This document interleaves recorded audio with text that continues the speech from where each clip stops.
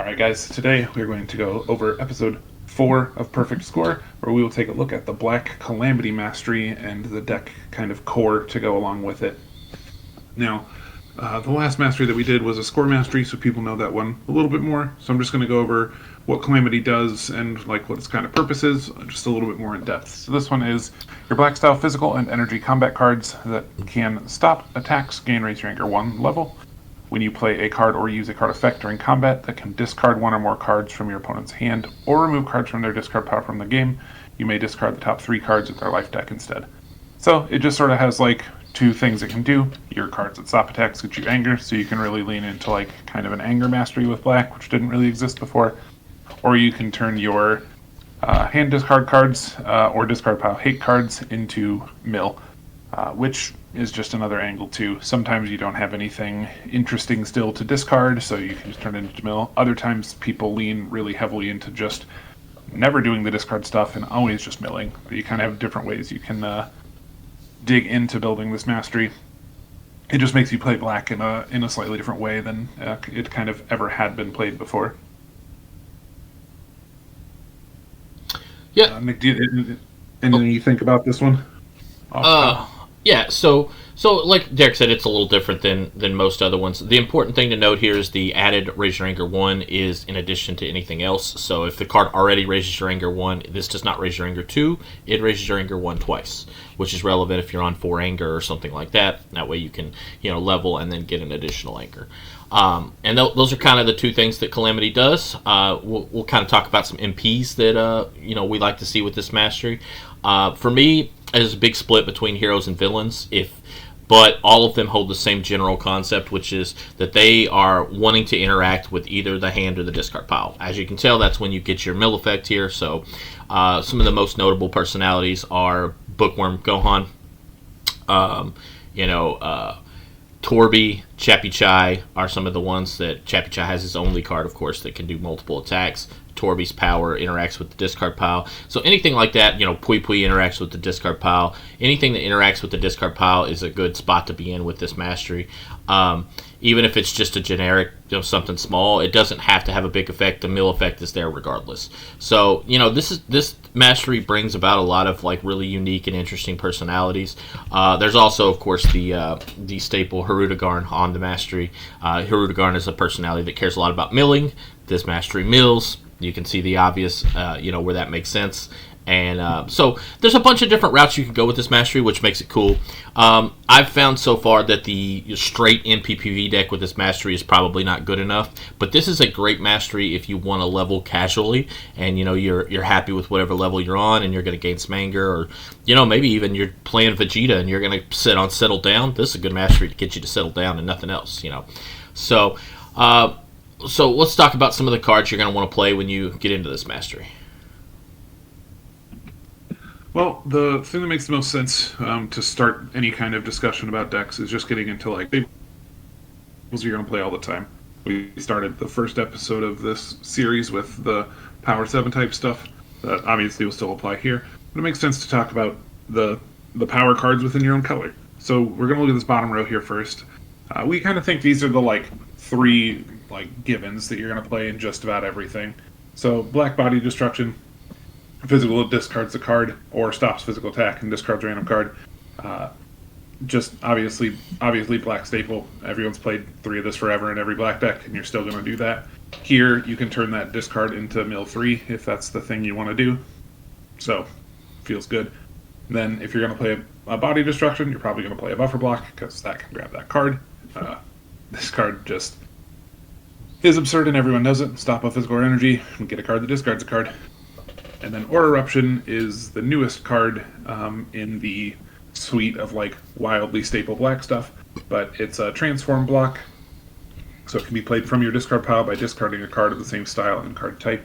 It stops a physical or energy, which then can give you an anger off the mastery. If you declare Tagaz, remove the bottom 5 cards of your opponent's discard pile, which you could turn into mill. And then you gain 5 power stages. It just does like literally everything you could possibly ask for. You get a little bit of discard hate, or you get mill, you get anger if you need it, you get omni block, you get stages. Is great. You're gonna play it. Even if you don't have a lot of stuff in your deck to transform this card for, and you just play it like straight from your hand, you're still going to use it. It's still like the best Black Omni you get. I mean, maybe best. You could probably fight Buffer Block as good, but they're both great, and you're going to run them both. Yeah, so from there you start to look at the cards that are actually staples specifically to this deck. And first card to talk about, the most important card, is the card that has existed for a long time, but it was never actually playable until this Mastery was printed, and that's Master Roshi's Gawking Drill. So Master Roshi's Gawking Drill says that all of your attacks do +1 stage of damage. Yeah, that's not really the part we care about here. But then every time you perform an attack, you can remove a card in your opponent's discard pile from the game. So with Calamity, this drill says every time you perform an attack, your opponent mills 3. Obviously, it's pretty quick to see how insanely fast that can stockpile damage. This is the namesake card of the deck. This is the best card in the deck, the card you should always try to play. You want this out as much as possible, whether you're turbo milling or you're trying to play a more mid-rangey control style. Like, this is the drill that gets games over with. So when you look at somebody like we mentioned like Pui Pui earlier, who has a focused energy that removes cards from discard pile. Okay, so you perform that attack, it does a little bit of extra damage, whatever. But if successful, you can mill off Pui Pui, and you can mill when you perform the attack off Gawking Drill. So you can get 6 extra life cards damage, mill damage off of that card. Gawking Drill is the reason that these decks end up being drill heavy a lot of the time, because Master Roshi's Gawking Drill is so incredibly strong. And when you're building this deck, you, in my opinion, need to have a real good reason not to be playing the max number of Gawking Drills. Yep. And I think that that brings up a good point with this Mastery and Gawking Drill. So the two sort of halves of this Mastery is that your attacks, or your black cards that stop attacks gain anger, and then your attacks mill. The anger portion of that is really important, because if you get leveled and you lose your Gawking Drills, like, that feels pretty bad. Mm-hmm. So when you play Calamity, you end up doing stuff where you play like freestyle blocks in places where you might not normally have done that, to get out of playing black style ones that can stop attacks, to just kind of mitigate your anger a little bit more there. So if you're going to lean into the Gawking Drill thing, which is really what you should do with a Calamity Mastery, really make sure that you're that the cards that you pick, you're not picking too many cards that stop attacks. Black has some of these cards that like are an attack or stop an attack. The Mastery will raise your anger even if you're not using it to stop the attack. It's just if it ever can. So like Black Turning Kick, for example, is a card that becomes like a 2 anger card, which is cool if you want anger, but it's bad if you want to camp for your drill. So like where you might normally play that, you wouldn't play it here if camping level 1 was your plan. So just keep that in mind when you're building a Calamity deck, that your anger kind of comes out of nowhere on you if you don't be careful of the cards you choose. And with Gawking Drill being as important as it is, and Nick mentioned too that like that kind of makes you lean into a drill heavy package in general, which is good because Black likes its drills. You get your smoothness drill, you get your weakness drills, stuff like that. So that all feels great to have. Anyway, Tree of Might just sort of makes sense too. It pairs really nice with Gawking Drill. Your attacks do +2 stages of damage, which again, like the first half of the Gawking Drill, you don't really care. But some free damage is free damage. But really, it's just that each turn you get to go search your deck for another Gawking Drill and put it into play. So if you can get 1 in play, or 2, or 3, it's 3, 6, 9 mil at a time. You can really start like piling up how fast they're milling through their deck. So from there, let's talk about some of the specific cards that attack either the hand or the discard pile for the mill effect. We'll start with the discard pile. The 2 preeminent cards for me at this point are Glorio Draw Steel and Majibu's Hill Kick. Prep Crash is in there. You can talk about Prep Crash. It's a little bit more specific. It's an if successful and some things like that. But these are the big 2 I like. Majibu's Hill Kick's obvious what this card does. It's a generic physical. You gain some stages, which is always useful. And then you can pick and choose 5 cards, or you can mill. Glorio Draw Steel's kind of the same boat. It's generic energy, but it's free, which is very important. It also counts as being black for whatever that might matter for any of your other, black cards or anything like that. And then you can pick and choose some cards again to remove from their discard pile.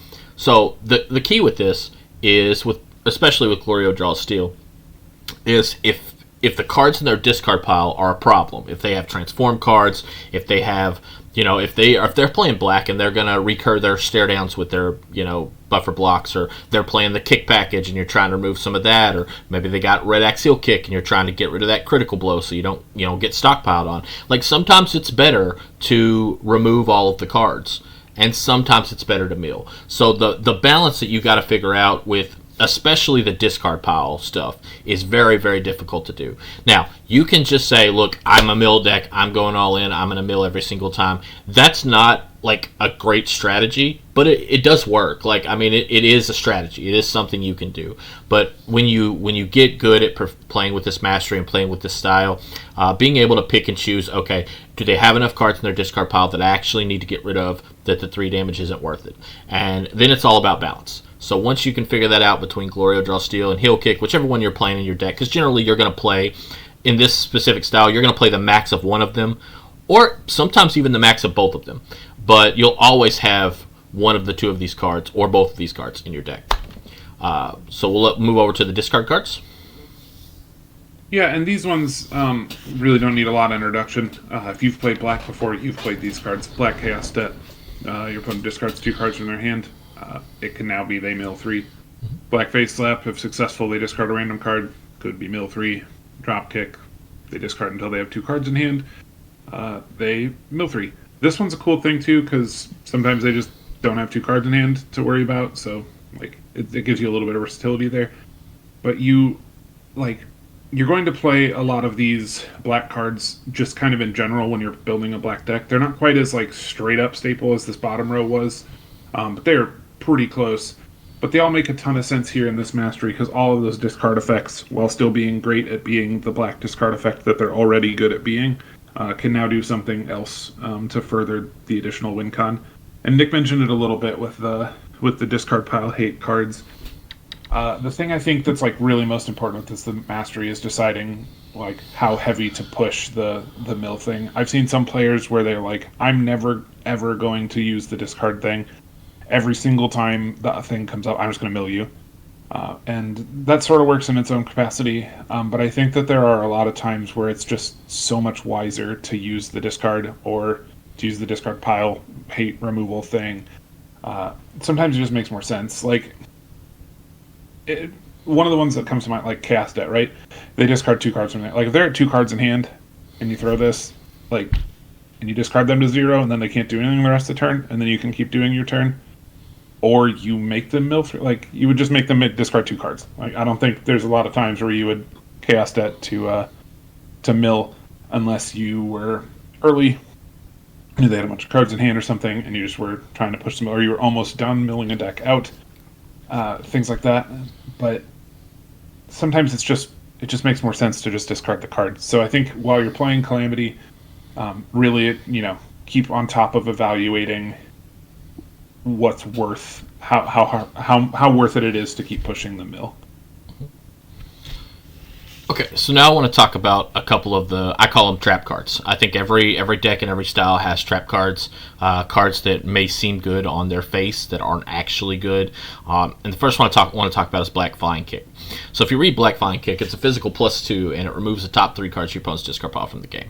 You see this in a lot of Calamity builds. So what does this say? Well, it says physical +2, your opponent mills 3, right? Okay. Would you put a card in your deck if you were playing whatever style? Would you put a card in your deck that says your opponent mills 3? No, you wouldn't, because that's not good enough to play. That's what this card does. Like, you can sugarcoat it all you want with it's an attack, so it would trigger Gawking Drill, or, it's this. You're taking up a valuable card slot in your deck to play a physical +2 that mills your opponent for 3. That's not a good card. Do not play this card in your deck. Okay? The damage is not enough to matter. The fact that it's a kick card and has some kick synergies, that's also not enough to matter. Why? Because they're better kick cards. You're just going to have better choices. Like, there's never going to be a time where it's like, man, I'm glad I got to pick up that Black Flying Kick with Black Roundhouse or something like that. Like, even in your best case scenarios, this is still worse than just having Black Sweeping Strike or, generic black card in your hand. Like, this card is just not good at all. Then we'll talk about quick recovery drill. It's kind of the same boat. Like, this is a drill that says when entering combat, your opponent mills 3. Like, okay, so yeah, that's something that works, I guess. But really, this card's a little less egregious than Black Flying Kick, specifically in Tree of Might decks. If you are on a Tree of Might deck and you want to play 1 or 2 copies of this so that if you're out of gawking drills, you still have a great target, that's okay. I still prefer Champ Drill and Quickness Drill over this by a good margin. So that would put it at the number 6 drill you would get with Tree of Might, which is pretty... yeah, that's pretty far down the list there, guys. So this is a card I also don't like. I also would encourage you not to play. Like I said, there is shells for this. There's shells where this makes sense. You know, if you're on a Tree of Might deck and you want to play 1 or 2 copies of this, yeah, okay, that's reasonable. But like, you got to realize this is going to be the 6th best freestyle drill in your deck, and like, how many freestyle drills are you really trying to play? You know, that's a lot. So I would just encourage you guys to look for, just to maybe dream a little bit less into the mill and a little bit more into the fact that black is great, and play black cards instead. Get gone cards. All right, well, that takes us to our last little pile of cards here. We have 2 villains cards and a hero card. The thing that the reason we have these kind of separated out the way we do, there's sort of 2 like schools of thought or whatever when you're playing black deck, especially a Calamity deck. Do you lean into going villain so that you get more of the discard stuff? You get black right kick, which is just another card that you could turn into mill, or stare down. You can look at their hand and then choose a card for them to discard, and when they would discard it, you just mill 3. So like, you look at their hand and then mill 3. There's a lot of times you're just going to pick a card because that's almost always going to be better than milling 3. But sometimes you look at their hand and be like, I don't actually care about any of these. Oh yeah, just mill 3. That's you're going to have stare down anyway in your black discard decks, and it now has extra purpose here. It pairs super great with the black buffer block, which makes it even better. So villain is one that makes like a lot of sense when you're playing Calamity. You just get more discard cards. You get stare downs which become recurable. There's a lot of things that you can do there. But there's also angles that you can take when you go hero as well. Nick, I'll let you cover the sort of hero side of this. Okay, so Black Imitation Drill. When we were testing this card, I tested it a lot in the Calamity Shell because I do think that this is kind of the coolest spot for it. The drill itself, copying another drill in black, most of the time is not going to add a whole lot of value. There is Black Takedown Drill, which is excellent and a good choice to copy, but the best card you can possibly copy with Black Imitation Drill is Master Roshi's Gawking Drill. So, if you can get your Gawking Drill in play and then play your Imitation Drill, this is another copy of Gawking Drill. Now all your attacks milled in for 6. So, I really like this in that shell, in the hero shell of this deck. I don't think that it's reason enough to play hero by yourself, but I think that the personalities that you can play in Calamity and that make the most sense with Calamity, most of the better ones are heroes. I think that Chappy Chai and Gohan the Bookworm are the best 2 personalities for this build because of Chappy Chai's only card and Bookworm's, ridiculously powerful when entering ability. So I really like the heroes version of this deck, and if I'm in the heroes version of this deck, I'm going to play 2 copies of Black Imitation Drill. You don't want to play 3 because it is a black card, so you can't put multiples in play. But I want to try to get this into play with my Gawking Drills to combo. Usually, you only need 1 good turn if you got 2 of these drills in play. You perform 3 attacks. You're talking 18 mill cards. That's a huge amount of damage. So, although I think the hero shell is weaker overall, I think the personalities in the hero side are better. I would rather run Gohan, Chappy Chai type people over Pui Pui, over Hirudegarn. So that's where I'm at personally with that. That's why I wanted to talk about the hero side too, because I do think that the hero MPs are better in this shell. That's a super fair point. And if you're going to play hero, I think that's a really interesting way to do it. Imitation Drill is a sweet card, but getting to have a 4th copy of Gawking Drill on the table is pretty disgusting. Well, that is all of the cards we've got for our Black Calamity core. Now, obviously, from there, you can start putting in other, pretty staple black cards, but it stops being so much of, these are the things that are supposed to go in Calamity, and it becomes like now I'm looking at the things that I'm supposed to just put into black. Yep. And where the playing cards, you sort of fourth thing, but like don't forget you're just playing black, which is so just run your good black cards, let them do the thing they're already good at doing, and then your mastery will just give you a little extra oomph when you lean into it. Yep. I think that's a big takeaway with this mastery. Yeah, and the last thing we want to kind of go over is, when you're looking at building decks, the sensei choice is very important. We didn't put it on the screen, but obviously there is a immediate inclination to play Degasu Sensei with this. Degasu is, of course, twice per game you can remove cards from your opponent's discard pile, which essentially says twice per game you can mill your opponent for 3 if that's what you want to do. I'm not going to go as far as to say that that's a trap, but I don't think it's good. If your sensei is only benefiting you 6 life cards over the entire course of the game, it probably didn't do enough. Which I know sounds a little crazy to say, but if you've ever played Roshi Sensei in a deck, next time you play Roshi Sensei, count the number of life cards swings that Roshi does either way. I guarantee you it's more than 6. North Kai, Pansy, count the number of damage that they are negating, and I know North Kai's a little hard to do, Pansy's not, and you'll see that 6 life cards is not enough of a swing. I do think that Degasu Sensei belongs in decks that needs the anti-discard pile removal, whereas in this deck you're not going to need it, because you're going to have your Glorio Draw Steel, you're going to have your Heel Kick, so if you need to remove cards from their discard pile, you could do that. I would rather just play a more traditional Sensei in this build, I think Degasu is just, mill 6 is not enough of a win con, or not enough of a power swing at your Sensei level, when Pansy is going to prevent more than 6 life cards most of the time. North Kai is going to enable you to do more than 6 life cards most of the time. So is Roshi.